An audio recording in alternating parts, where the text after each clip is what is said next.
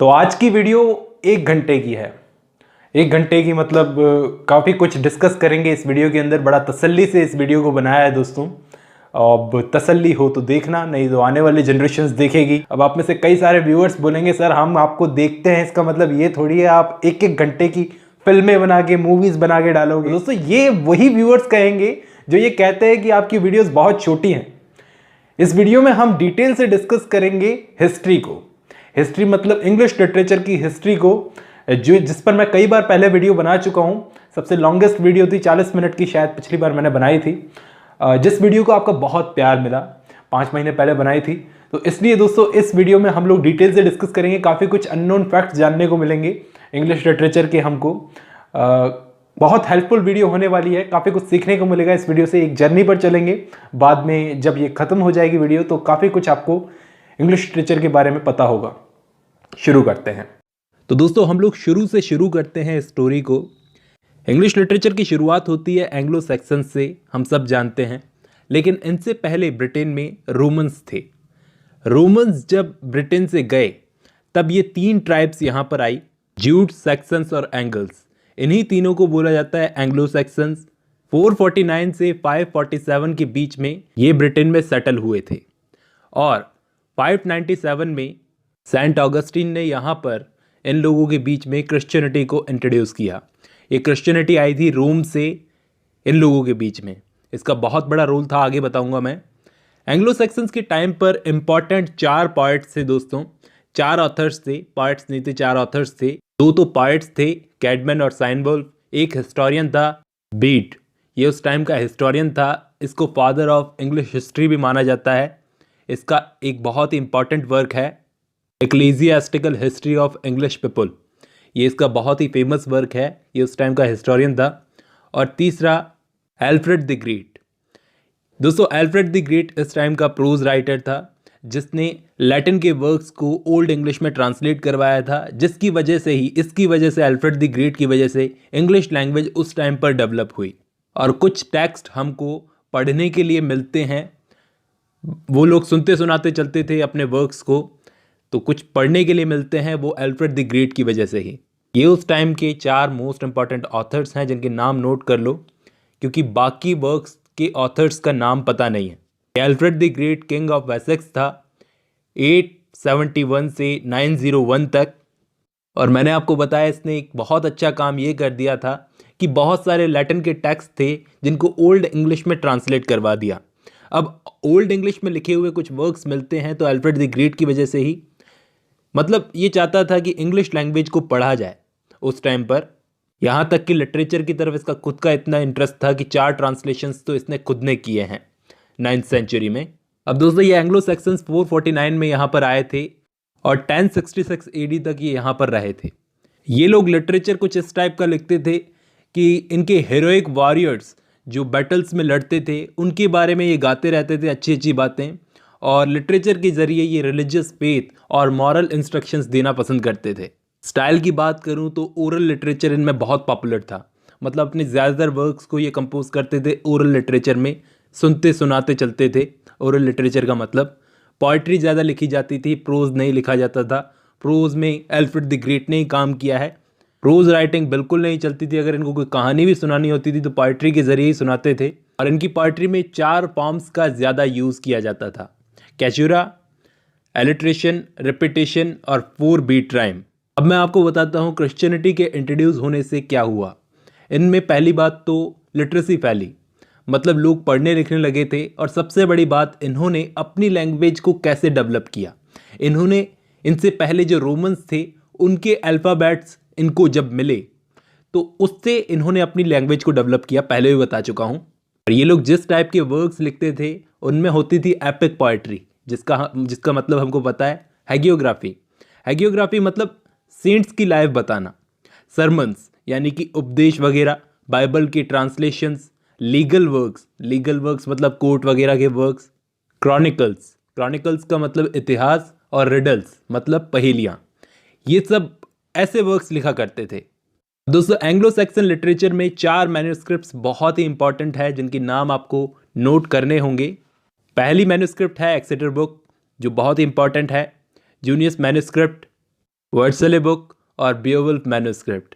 ये 4 मैन्युस्क्रिप्ट हैं। इनके नाम नोट करना, इनको अलग अलग नामों से बुलाया जाता है, तो वो आप सर्च कर लेना। और इस टाइम के कुछ इंपॉर्टेंट वर्क्स के नाम हैं। सबसे पहले विट्सेथ और बियोवुल्फ। बियोवुल्फ को दोस्तों 3000 से ज़्यादा लाइंस में लिखा गया है और इंग्लैंड का नेशनल एपिक माना जाता है बियोवुल्फ को। और इनके अलावा कुछ इंपॉर्टेंट वर्क्स हैं Genesis A, Genesis B, Exodus, the wanderers, the seafarers, wife's lament, husband's message, Christ and Satan, the dream of the rood, battle of Maldon. ये सारे इंपॉर्टेंट वर्क्स हैं उस टाइम के।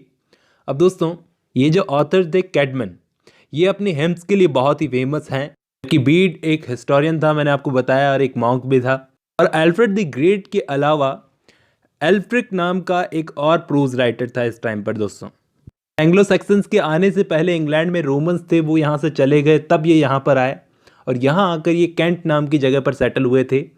और पूरे ब्रिटेन को इन्होंने 7 किंगडम्स में बांट लिया, जिन 7 किंगडम्स में सबसे पावरफुल था दोस्तों नॉर्थम्ब्रिया।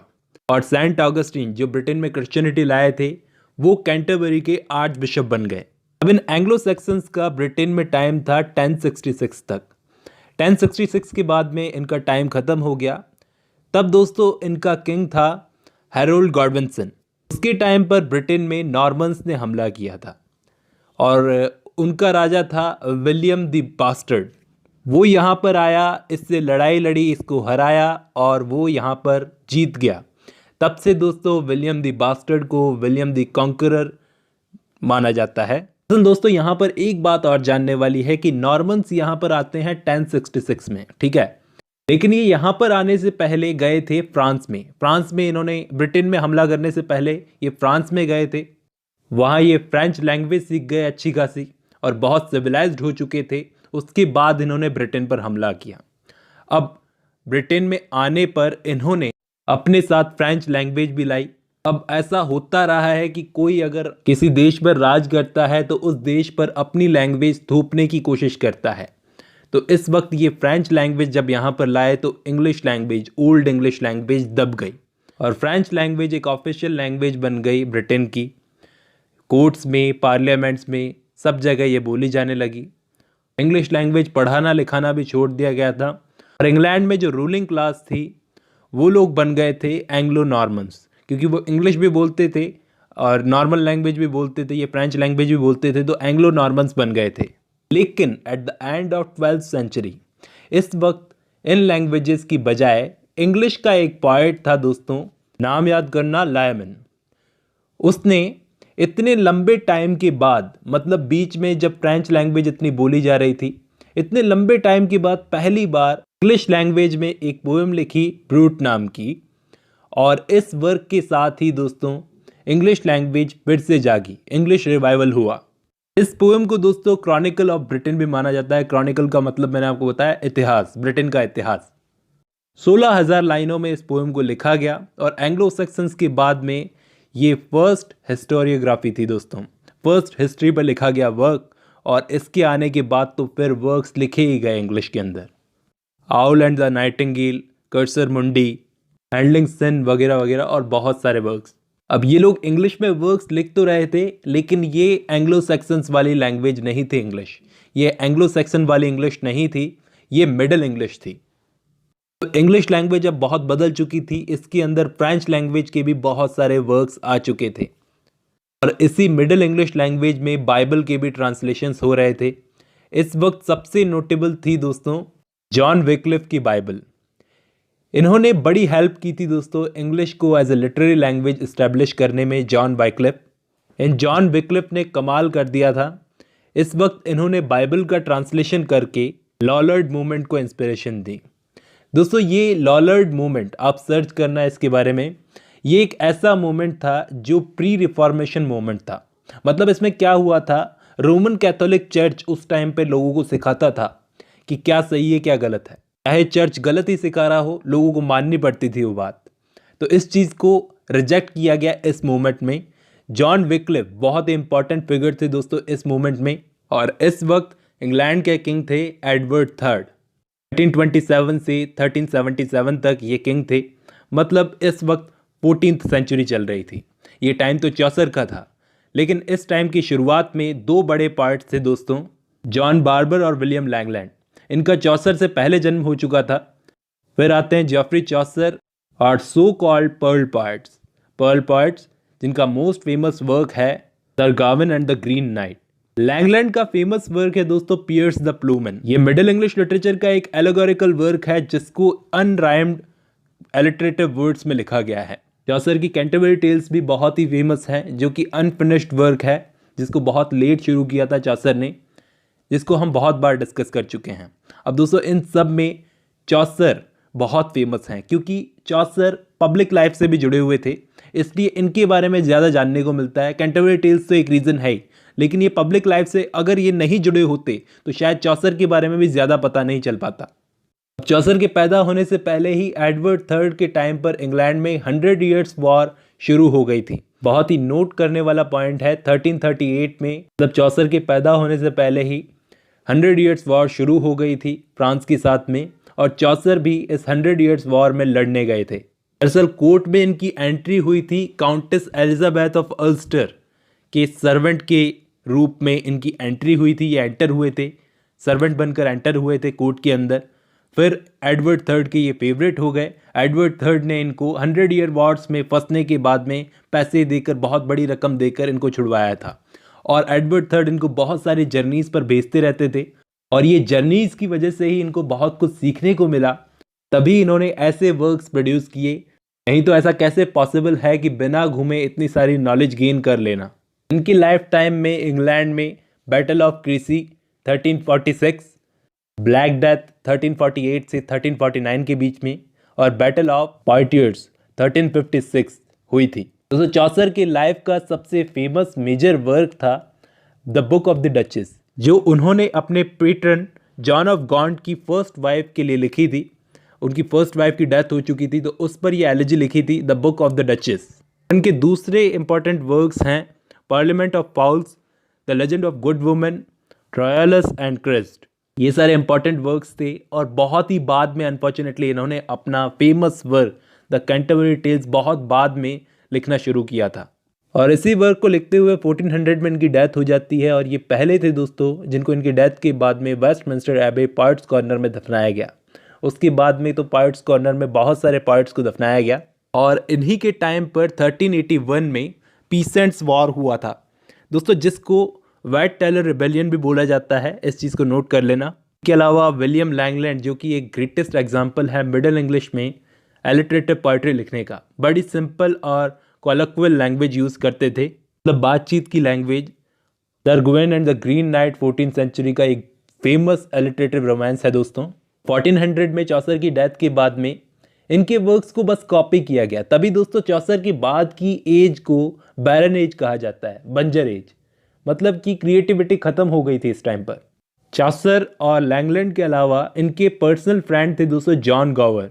ये इनके 3 फेमस वर्क हैं, ये 3 लॉन्ग पोएम्स हैं जिनको एंग्लो नॉर्मन लैंग्वेज में लिखा गया है। लेकिन मैंने आपको बताया कि चौसर की डेथ के बाद में लिटरेचर एकदम बंजर सा हो गया था। इस वक्त विलियम कैक्सटन नाम के एक इंग्लिश मर्चेंट ने इंग्लैंड को प्रिंटिंग प्रेस नाम की चीज़ से इंट्रोड्यूस करवाया।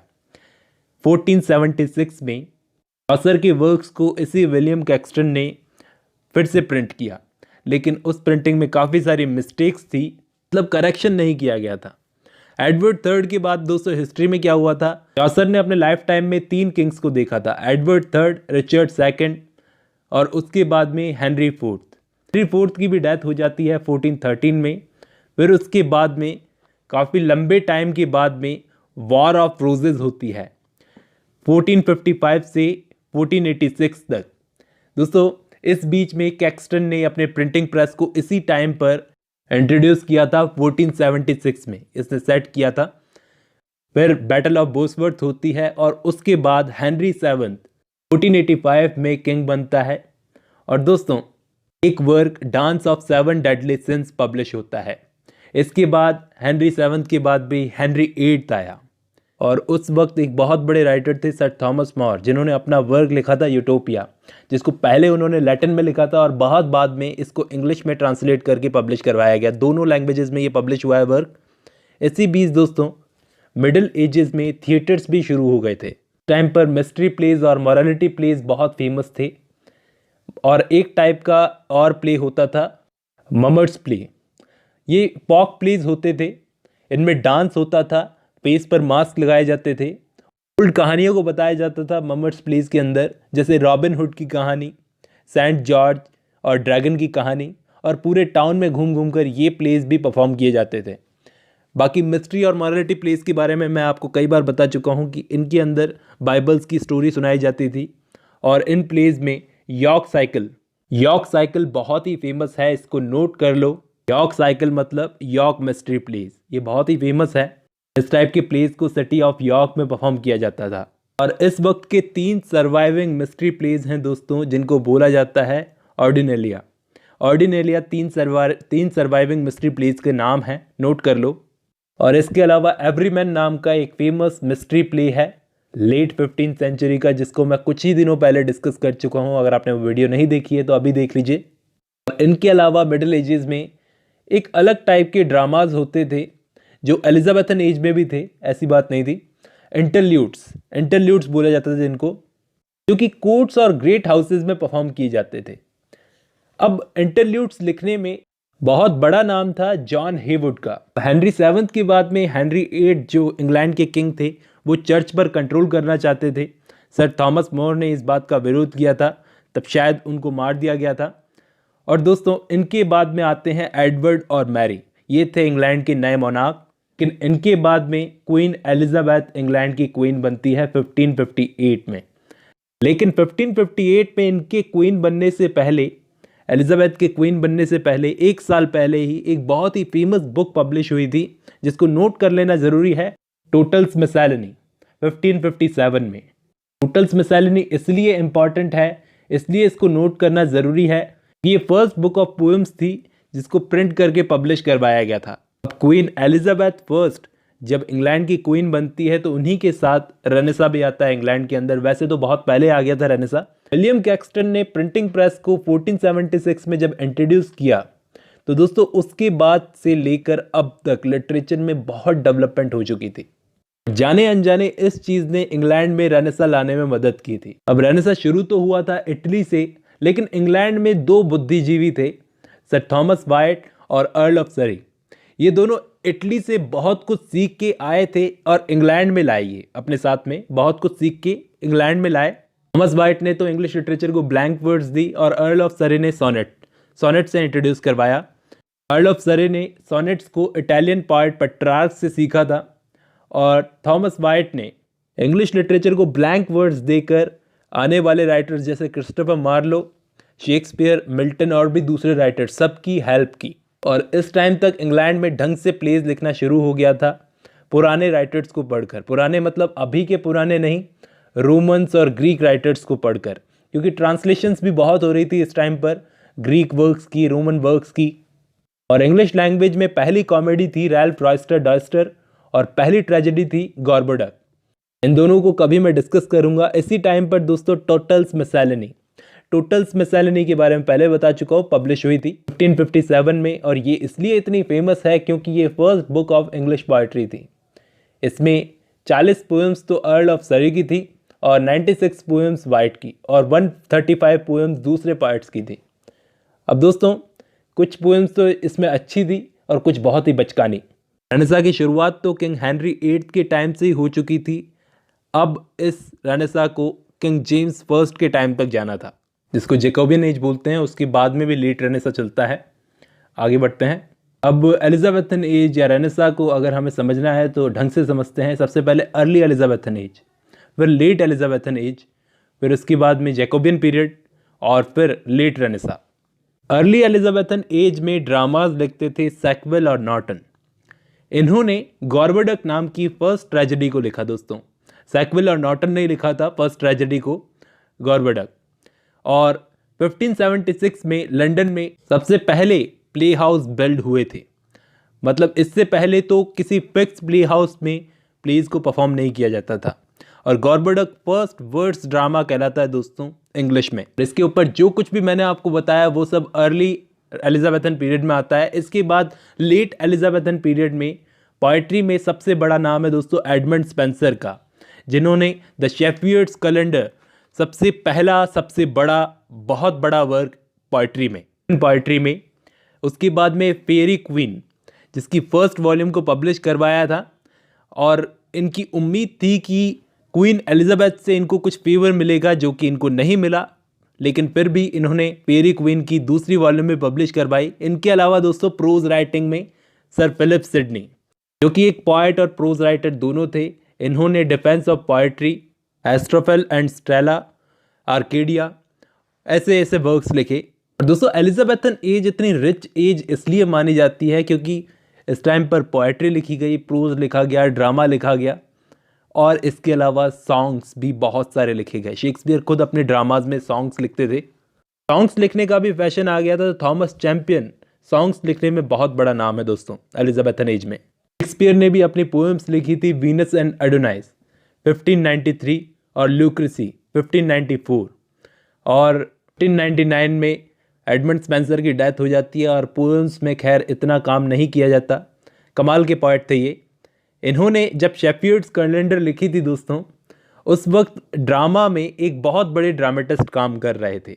जिस वक्त इन्होंने शेफियर्ड्स कैलेंडर लिखी थी, मतलब बहुत पहले, एक ड्रामेटिस्ट थे जॉन लिली, जिन्होंने उस वक्त अपनी पहली कॉमेडी लिखी थी एंडीमियन। और थॉमस कायड ने दोस्तों एक नया ट्रेंड मार्केट में ला दिया था ड्रामाज लिखने में। स्पेनिश ट्रेजेडी, अपनी स्पेनिश ट्रेजेडी को लिखा, मतलब इसके आने के बाद में, स्पेनिश ट्रेजेडी के लिखे जाने के बाद में एक नया टाइप ला दिया था रिवेंज प्ले लिखने का। हैमलेट एक बहुत ही अच्छा एग्जाम्पल है रिवेंज प्ले का।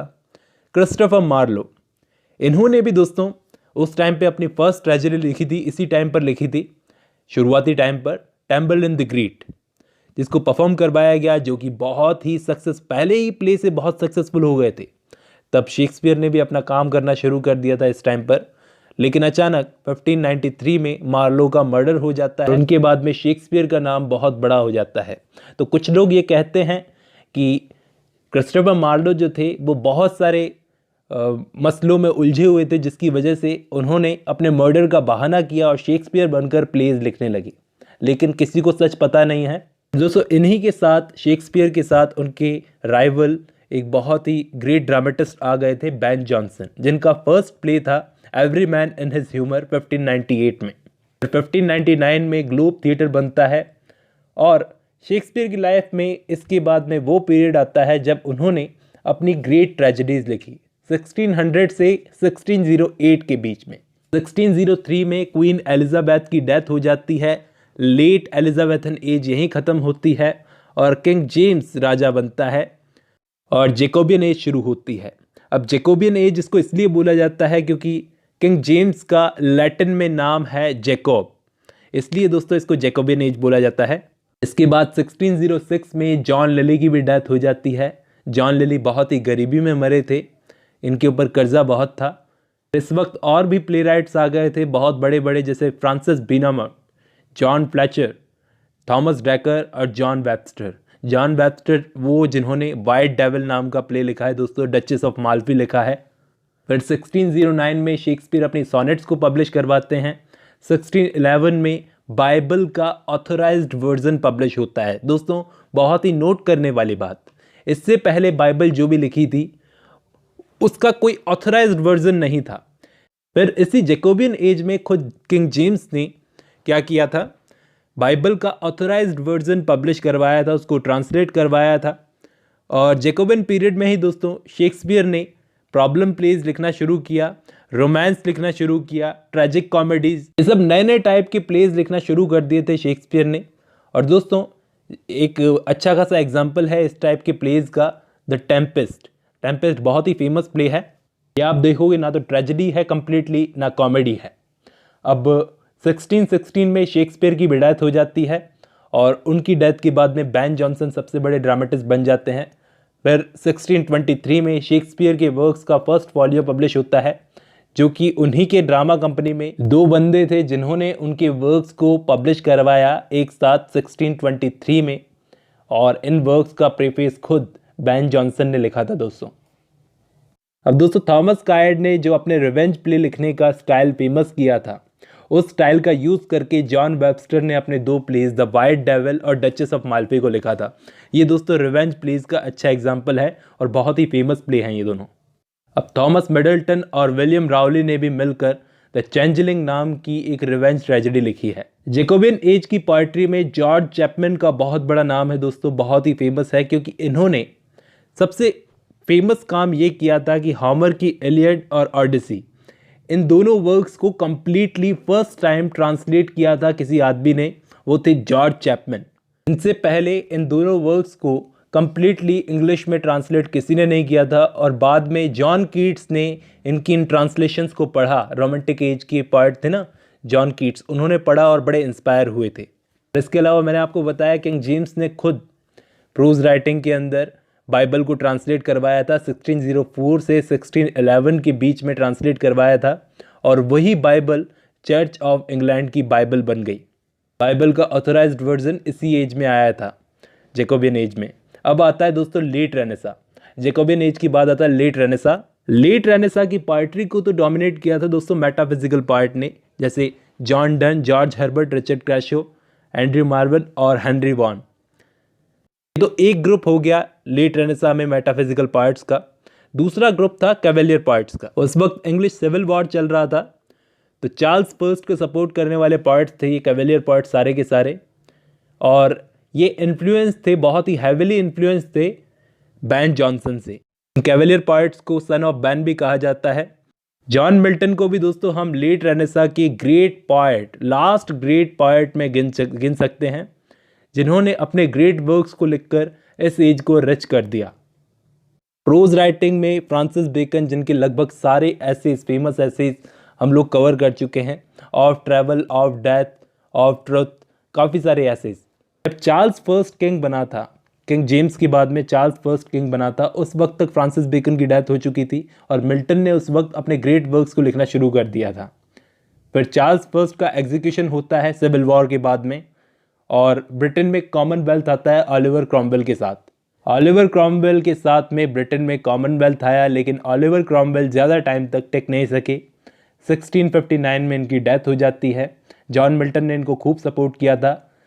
फिर इनकी डेथ के टाइम पर उसी वक्त जॉन ड्राइडन नाम की एक पोएट, जिन्होंने हीरोइक स्टैंजा को इन्वेंट किया ऑलिवर क्रॉमवेल की डेथ पर ही।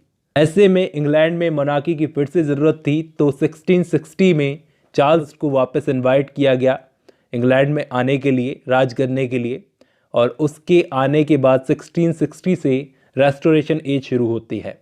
अब ड्राइडन, जिन्होंने ऑलिवर क्रॉमवेल की डेथ पर हीरोइक स्टैंजा इन्वेंट किया था, मतलब ऑलिवर क्रॉमवेल को श्रद्धांजलि देने के लिए, लेकिन यहाँ पर चार्ल्स सेकंड के आने पर इसको भी वेलकम करने के लिए अपने व्यूज़ बदलकर इन्होंने एस्ट्रा रिडक्स नाम की एक पोएम लिखी।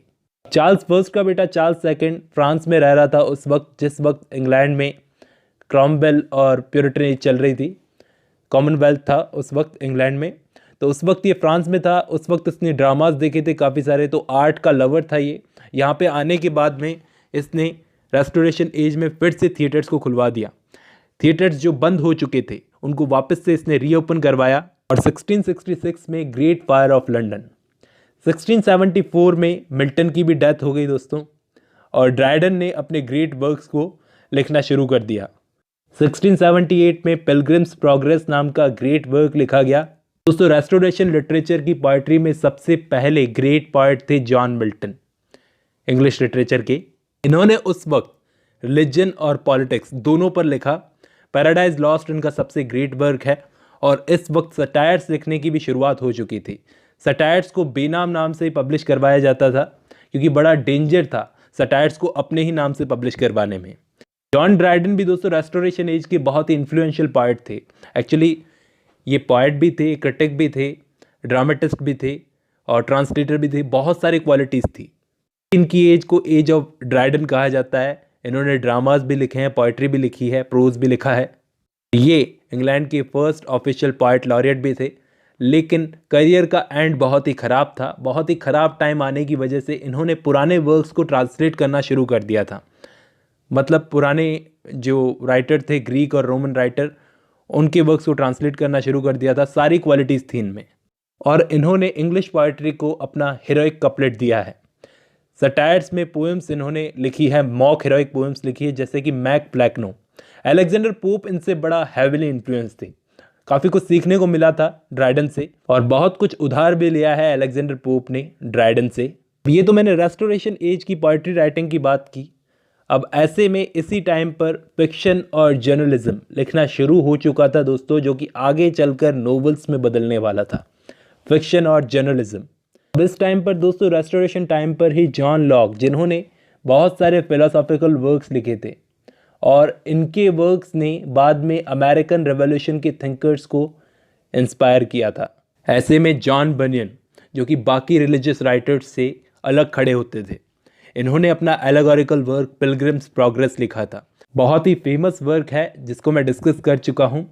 अब दोस्तों, ध्यान देने वाली बात यह है कि रेस्टोरेशन पीरियड में एक ब्रॉडशीट पब्लिश होती थी, ब्रॉडशीट चलती थी, कुछ इस टाइप की ब्रॉडशीट होती थी जिस पर लोगों को न्यूज़ मिलती थी। जैसे आज न्यूज़पेपर पढ़कर मिलती है लोगों को न्यूज़, वैसे ब्रॉडशीट पब्लिश होती थी। नोवेल्स लिखने का आइडिया भी इसी एज से आने लगा था, रेस्टोरेशन एज से लोगों को, लेकिन नोवेल्स बाद में बहुत ज़्यादा लिखे जाने वाली थी। अब इस वक्त एक राइटर थी एफ्रा बेन। इन्होंने दोस्तों रेस्टोरेशन पीरियड में एक नोवेल लिख डाली अपनी, ओरोनोको नाम की, 1688 में। एफ्रा Ben first professional female novelist थी, बल्कि किसी आदमी ने भी अभी तक कोई नोवेल नहीं लिखी थी। इन्होंने ओरोनोको नाम की नोवेल लिख दी। ड्रामाज में जॉन ड्राइडन, विलियम वाइचरली, जॉन ईथरिज, इन्होंने ड्रामाज में, ये लोग क्या करते थे, ये तीनों ड्रामेटिस्ट ड्रामाज में एरिस्टोक्रेटिक लाइफस्टाइल को दिखाते थे, मतलब राजा महाराजाओं की लाइफस्टाइल को दिखाते थे, कोर्ट का एटमॉस्फेयर दिखाते थे।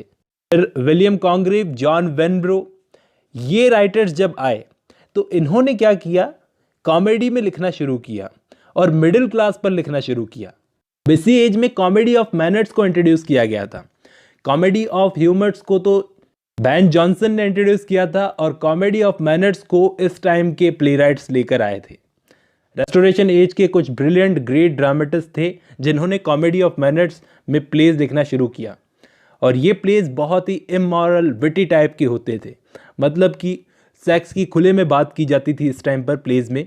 और जॉर्ज ईथरेज ही वो राइटर थे जिन्होंने कॉमेडी ऑफ मैनर्स को इंट्रोड्यूस किया था। इनके फेमस प्लेज हैं she would if she could, love in a tub, ऐसे प्लेज को लिखकर। और विलियम कॉन्ग्रेव तो इस एज के ग्रेटेस्ट कॉमेडी राइटर थे। इनके बाद आते हैं दोस्तों ऑगस्टन्स। एज को बोला जाता है Augustan age, neo classical age, age of enlightenment, और भी बहुत सारे नाम हैं। जितने सारे नाम हैं उतने काम नहीं किए गए इस एज के अंदर। इस एज को डोमिनेट किया था अलेक्जेंडर पोप ने। अलेक्जेंडर पोप प्रोज भी लिखते थे, पोएट्री भी लिखते थे, दोनों के मास्टर थे। इन्होंने अपनी ज़्यादातर पोएम्स मॉक एपिक में लिखी है, अपने राइवल पोइट्स पर अटैक करने के लिए, क्योंकि इस टाइम पर सटायर्स बहुत चलते थे, एक दूसरे पर अटैक करना ही चलता था। एक बहुत ही फेमस वर्क है इनका the Dunciad, rape of the lock, essay on criticism. ये बहुत सारे वर्क्स हैं इनके, बहुत फेमस वर्क्स हैं।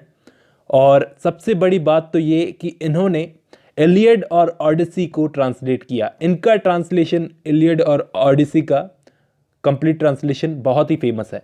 ये ऑगस्टन एज 18th सेंचुरी के शुरू होने के साथ ही शुरू होती है, क्योंकि इस एज में साइंस ने बहुत तरक्की कर ली थी। Isaac Newton, John Locke, Francis Bacon, इनके आइडियाज़ ने बहुत तरक्की कर ली थी इस टाइम पर। ऐसे यहाँ पर मैं 18th सेंचुरी को पूरी को डिस्कस करूँगा, जिसमें 1700 से 1750 तक ऑगस्टन एज है और 1750 से 1798 तक एज ऑफ सेंसिबिलिटी है, यानी कि एज ऑफ सैमुअल जॉनसन, वो बाद में देखेंगे। सबसे पहले ऑगस्टन एज 1700 से 1750 तक। तो साइंस ने तरक्की कर ली थी इस एज में। अब लोग मानने लगे थे कि इंस्ट्रूमेंटल प्रोग्रेस ही सब कुछ है।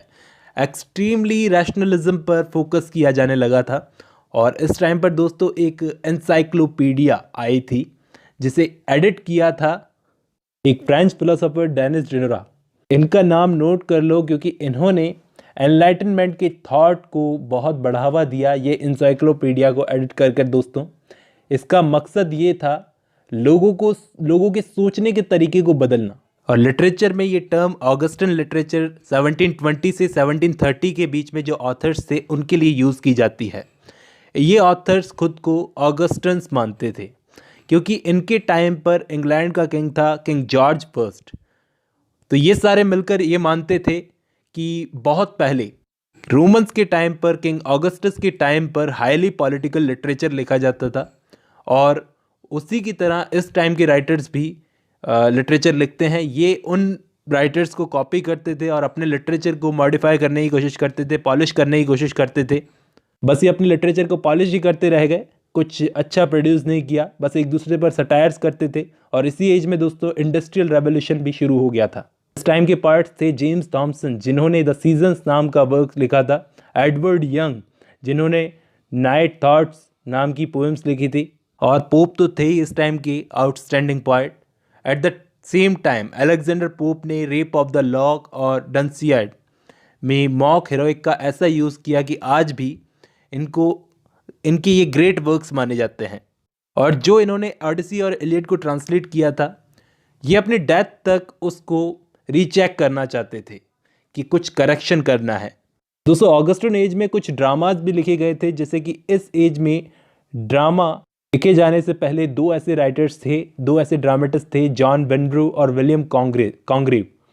इन दोनों ने रेस्टोरेशन कॉमेडी ऑफ मैनर्स को इस एज तक कंटिन्यू किया, लेकिन इस एज में फिर भी जॉर्ज लिलो और रिचर्ड स्टील ऐसे ड्रामेटिस्ट थे, ये दोनों ऐसे ड्रामेटिस्ट थे जिन्होंने highly moral serious tragedies produce की इस एज के अंदर, जिसके कैरेक्टर्स मिडिल क्लास होते थे, वर्किंग क्लास होते थे। ये चीज़ ये दिखाती थी, इन दोनों ने जो ड्रामा प्रोड्यूस किए थे, ये चीज़ ये दिखाती थी कि ड्रामाज को लेकर कम से कम लोगों का टेस्ट इस टाइम पे बदल रहा था। कैसे कि थिएटर को सक्सेस होने के लिए अब रॉयल पैटर्नेज की ज़रूरत नहीं थी। वहीं कॉलिक एवर और जॉन रिच के बीच में लड़ाई थी अच्छा थिएटर लिखने की। इस टाइम पर पैंटोमाइम थिएटर परफॉर्म होना शुरू हो गए थे, मतलब म्यूजिकल कॉमेडी टाइप की। इनको फैमिली एंटरटेनमेंट के लिए डिज़ाइन किया गया था, और लो कॉमेडी इस टाइम पर बहुत पॉपुलर थी दोस्तों।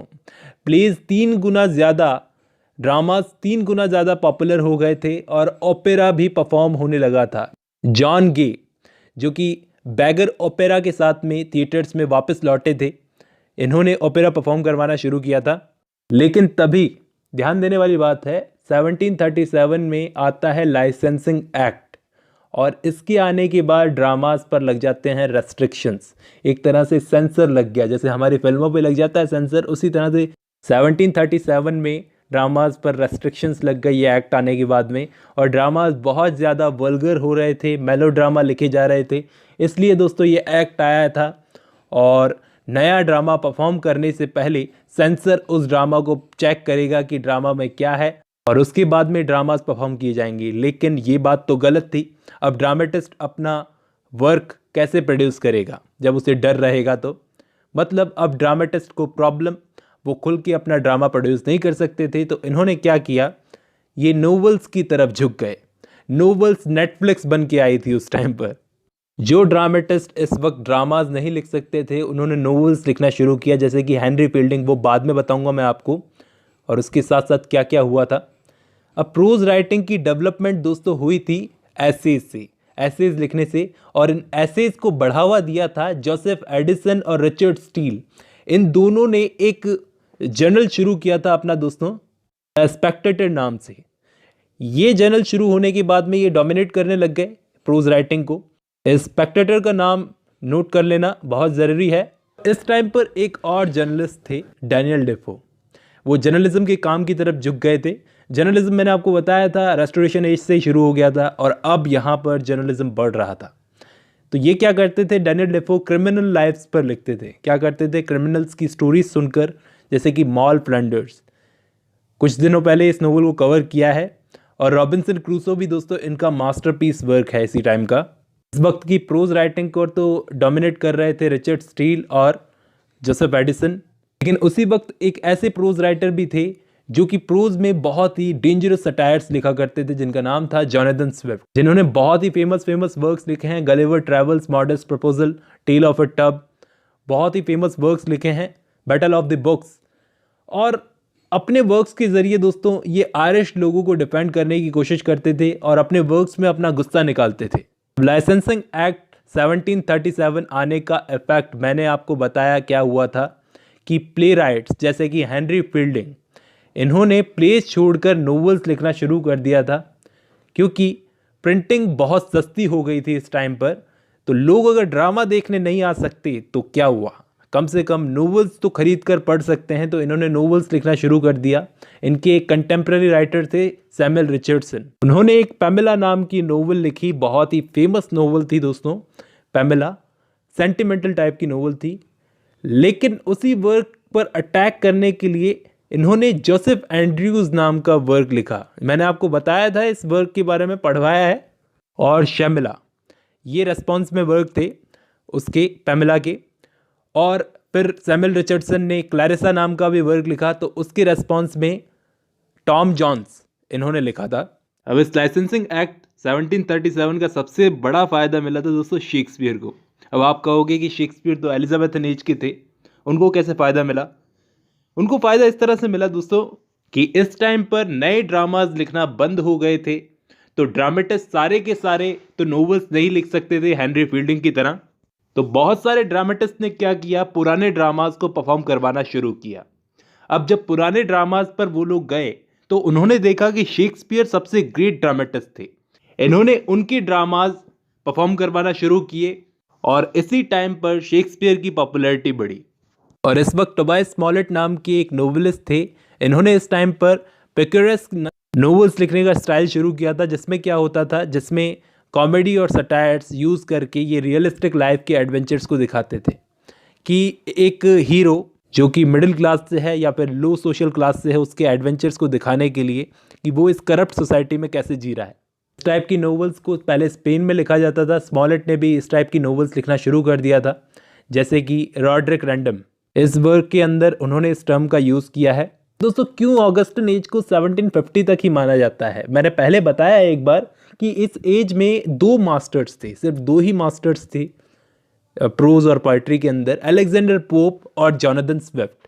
पोप की 1744 में और जोनाथन स्विफ्ट की 1745 में डेथ हो गई, और इन दोनों की डेथ के बाद से ही इस एज को ख़त्म माना जाता है। 50 सालों की ये एज ख़त्म हो जाती है, और 1750 से 1798 तक एज ऑफ सेंसिबिलिटी रहती है दोस्तों।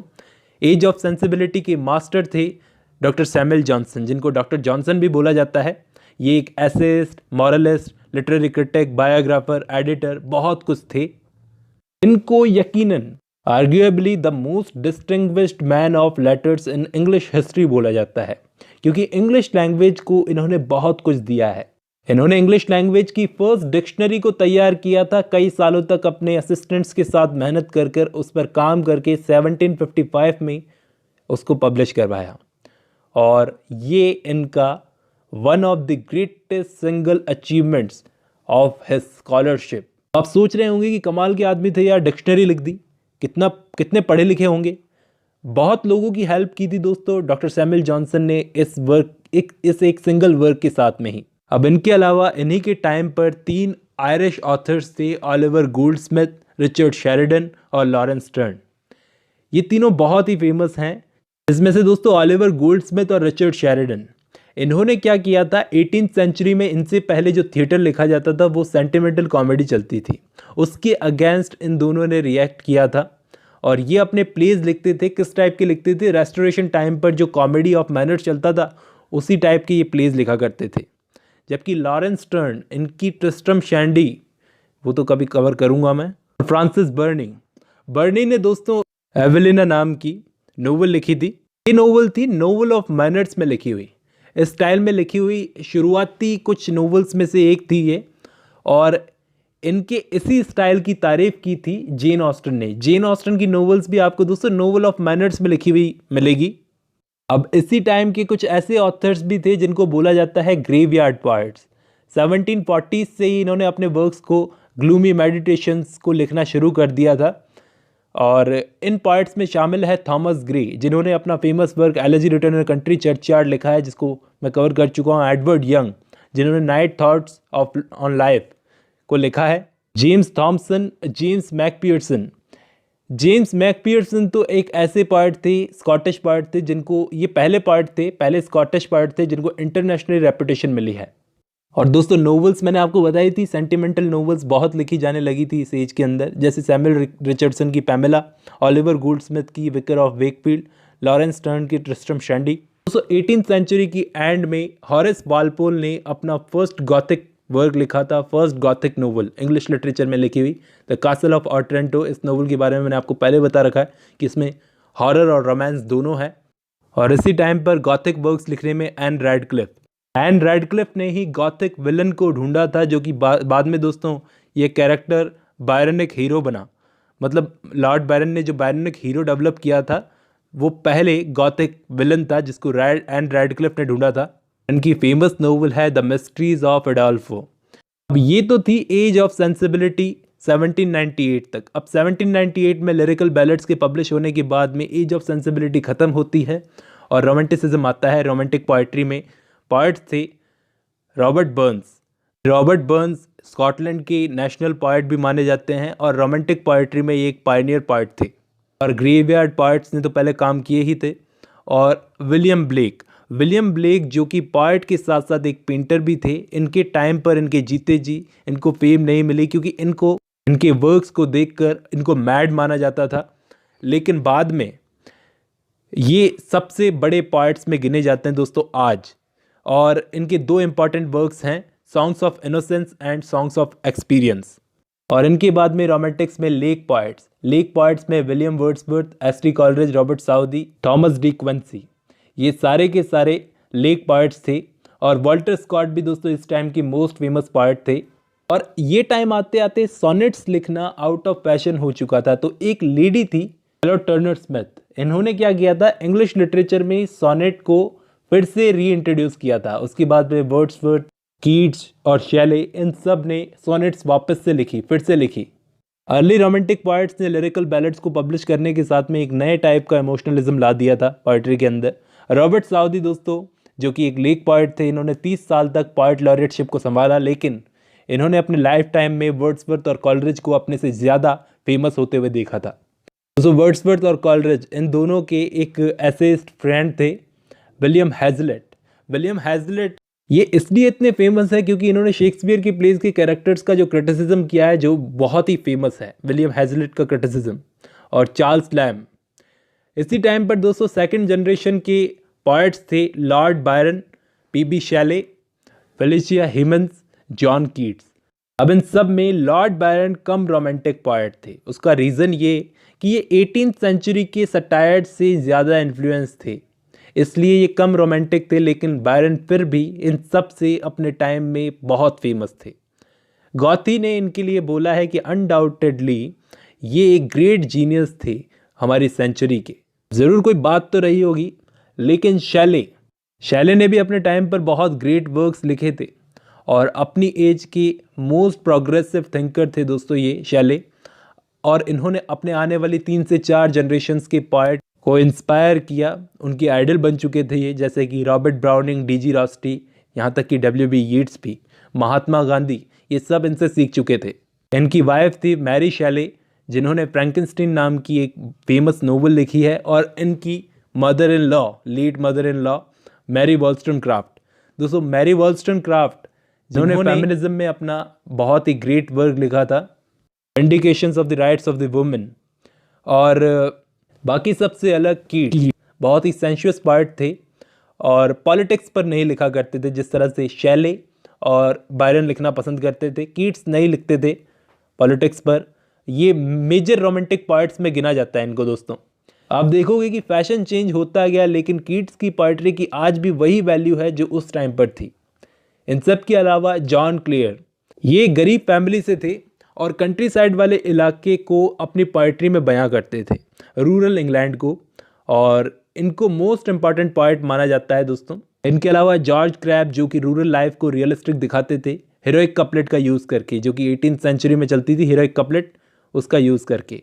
बाद के क्रिटिक थे फ्रैंक व्हाइटहेड, इन्होंने इनके वर्क्स को बहुत इंपॉर्टेंट कहा है दोस्तों, जॉर्ज क्रैब के वर्क्स को।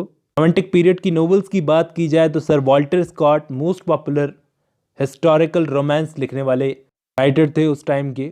और इन्होंने बहुत सारे पेंटर्स, कंपोजर्स, राइटर्स को इंस्पायर किया है। इन्होंने वीवरली नाम के वर्क से अपनी नोवेल राइटिंग को शुरू किया था, अपने करियर को शुरू किया था, और इस नोवेल को दोस्तों फर्स्ट हिस्टोरिकल नोवेल माना जाता है। जेन ऑस्टन ने भी दोस्तों नोवेल ऑफ मैनर्स में उस टाइम पर नोवेल्स को लिखना शुरू किया था, और सेंसिबिलिटी, नोवेल्स ऑफ सेंसिबिलिटी को ये क्रिटिसाइज करती थी। और जेन ऑस्टन अपनी 6 वर्ल्ड फेमस नोवेल्स के लिए जानी जाती है, जिसमें ये दिखाती थी, अपनी नोवेल्स के जरिए दिखाती थी, क्रिटिसाइज करती थी एक तरह से, कि वुमेन कितना डिपेंडेंट है, कि उसको डिपेंडेंट बना रखा है कि तुम्हारी शादी होगी तभी तुम सोशली और इकोनॉमिकली सिक्योर रहोगी, ऐसा वुमेन को कहकर डिपेंडेंट कर रखा है। इसी वक्त रोमांटिसिज्म अमेरिका तक चला गया था। अब आती है विक्टोरियन एज। विक्टोरियन एज में दोस्तों पोएट्री से ज़्यादा नोवेल्स लिखी जाती थी, वुमेन राइटर्स भी लिखने लगी थी, नोवेल सीरियल से पब्लिश होने लगी थी।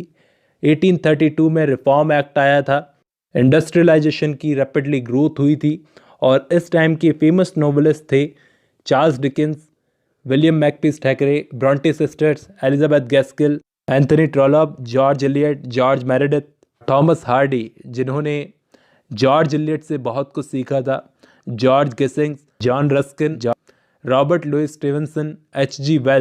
वेल्स दोस्तों उस टाइम पर साइंस फिक्शन लिखा करते थे। ये सब थे फेमस नोवेलिस्ट विक्टोरियन एज के, और चिल्ड्रन लिटरेचर पर इस वक्त बहुत फोकस किया गया। ये सब थे नोवेलिस्ट और शॉर्ट स्टोरी राइटर्स उस वक्त के। और विक्टोरियन पोइट्री में Tennyson, Robert Browning, Elizabeth Barrett Browning, Matthew Arnold, ये सब पोइट्री को डोमिनेट करते थे। इनमें रॉबर्ट ब्राउनिंग की स्टाइल थी कि वो ड्रामेटिक मोनोलॉग में पोइट्री को लिखते थे। टेनिसन पोएट लॉरियट रहे थे। टी.एस. एलियट ने दोस्तों टेनिसन को मेलंकोलिया और मैट्रिक्स दोनों का ग्रेटेस्ट मास्टर कहा है। इनमें सारी क्वालिटीज़ थी, और कहा है कि मिल्टन के बाद में यही एक फाइनेस्ट इंग्लिश पोएट थे। मैथ्यू आर्नोल्ड भी ग्रेट पोएट थे दोस्तों इस टाइम के। इनकी पोएम डोवर बीच बहुत ही फेमस है। डी.जी. रॉस्ट्री जो कि पेंटर, पोएट, ट्रांसलेटर और इलस्ट्रेटर थे, उन्होंने प्री राफेलाइट ब्रदरहुड को ढूंढा था। इनके अलावा आर्थर क्लफ और जॉर्ज मेरेडिथ, ये दोनों माइनर पोएट्स थे इस टाइम के। 19th सेंचुरी ख़त्म होते होते दोस्तों इंग्लिश पोएट्स को सिंबलिज्म में, फ्रेंच सिंबलिज्म में बहुत इंटरेस्ट आने लगा था, और Victorian poetry fin de siecle नाम के एक फेज में एंटर कर गई थी। इस फिन डी सिकल का मतलब है एंड ऑफ सेंचुरी, मतलब turn of the century, century turn ले रही है, एक एरा खत्म हो रहा है। तो यहाँ पर 2 ग्रुप्स बन गए पोएट्स के, एक येलो बुक पोएट्स और दूसरा rhymers club of group. Yellow book poets में ए.सी. स्विनबर्न, ऑस्कर वाइल्ड, ये सब पोएट्स थे, और राइमर्स क्लब में William Butler Yeats, Ernest Dowson, ये सब पोएट्स थे। इनमें से William Butler Yeats 20th century के मोस्ट इंपॉर्टेंट पोएट बन गए दोस्तों, मॉडर्निस्ट पोएट बन गए। थॉमस हार्डी ने भी दोस्तों पोएट्री लिखी थी अपने करियर के अंदर, शुरुआती करियर के अंदर, लेकिन और इनको कोई पब्लिशर नहीं मिला, जिसकी वजह से इन्होंने इन पोएट्री को 20th सेंचुरी में पब्लिश करवाया। इनके अलावा एक और मेजर पोएट थे इस एज के, जी.एम. हॉपकिंस, जिनकी पोएट्री भी इनके मरने के बाद में रॉबर्ट ब्रिजेस ने 1918 में पब्लिश करवाई थी। और अमेरिकन पोएट्री भी इस टाइम पर प्रोड्यूस हो रही थी, जैसे दोस्तों एमिली डिकिंसन, वॉल्ट विटमैन, ये 19th सेंचुरी के अमेरिकन ग्रेटेस्ट पोएट थे। Walt Whitman American civil war में दोस्तों एक ट्रैवलर थे, एक वर्किंग मैन थे, और एक सेल्फ अपॉइंटेड नर्स भी थे, और इनका सबसे फेमस वर्क है लीव्स ऑफ ग्रास। जबकि Emily Dickinson on the other hand psychological type की पोएम्स लिखना पसंद करती थी। इसके बाद 20th सेंचुरी का लिटरेचर 1901 से 1939 तक मॉडर्निज्म, फिर 1940 से लेकर 2000 तक पोस्ट मॉडर्निज्म।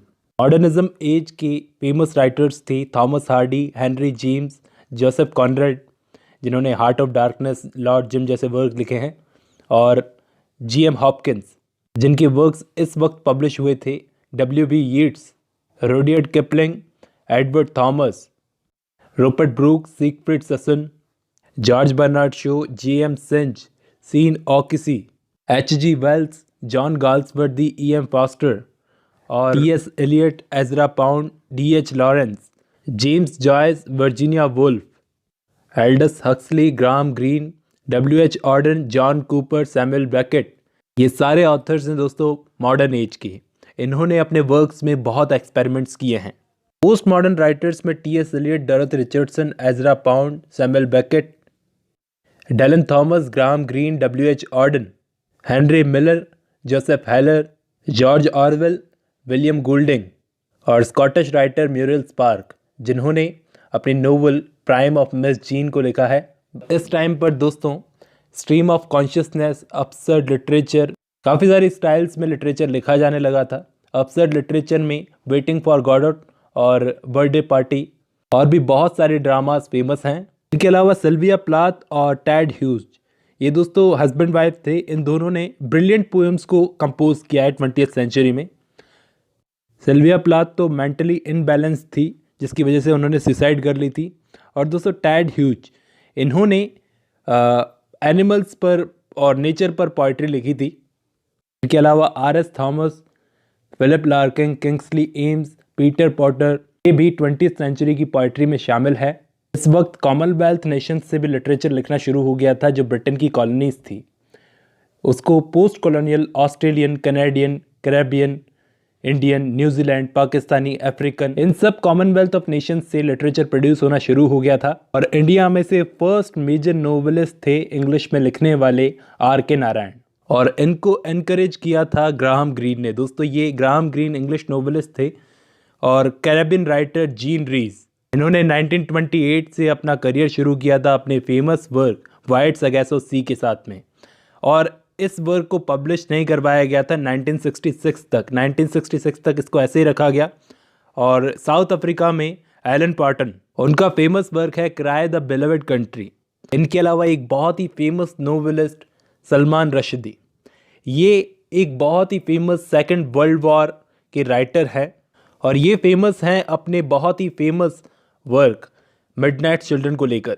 और इनकी मोस्ट कंट्रोवर्शियल नोवेल है दोस्तों द सैटेनिक वर्सेस 1989, जो कि इंस्पायर्ड है लाइफ ऑफ मोहम्मद से। और V.S. नायपॉल, ये दोस्तों त्रिनिदाद में पैदा हुए थे और ये भी इमिग्रेंट हैं। और इन्होंने हाउस पर मिस्टर बिस्वास नाम की एक बहुत ही कमाल की नोवेल लिखी है। नाइजीरिया से बहुत सारे राइटर्स ने इंटरनेशनली फेम रेपुटेशन अचीव की थी, जैसे कि चिनुआ एचबे, एक Australian major novelist Patrick White, ये भी इस पीरियड के बहुत ही फेमस नोवेलिस्ट थे। दोस्तों 20th सेंचुरी का फिक्शन इतना कमाल का था कि इसके अंदर crime novels, spy novel, historical romance, fancy, graphic novels, science fiction, ये सब कुछ लिखा जाने लगा। अगाथा क्रिस्टी का नाम सुना होगा, ये बहुत ही famous important crime writer of novels थी। शॉर्ट स्टोरीज और प्लेज वगैरह भी इन्होंने लिखे हैं। और इन्होंने लगभग 80 डिटेक्टिव नोवेल्स लिखी है। और इसी golden age of detective fiction में एक और पॉपुलर राइटर थी डोरोथी एल सीयर्स। और दोस्तों ये फैंटेसी नोवेल्स लिखने में J.R.R. टॉल्किन, जिन्होंने Lord of the rings, the hobbit, और C.S. लेविस, जिन्होंने क्रॉनिकल्स ऑफ नार्निया को लिखा है, J.K. रॉलिंग, जिन्होंने हैरी पॉटर की सीरीज़ को लिखा है। इसके अलावा दोस्तों 20th सेंचुरी में लिटरेरी क्रिटिसिज्म भी बहुत ही फेमस था। 20th सेंचुरी के लिटरेरी क्रिटिसिज्म में बहुत सारी थियोरीज निकल कर आई थी, जो कि क्रिटिसिज्म वाली वीडियो में मैं बता चुका हूँ कई बार। आई होप आपको आज की ये वीडियो पसंद आई होगी दोस्तों। आज की वीडियो में बस इतना ही।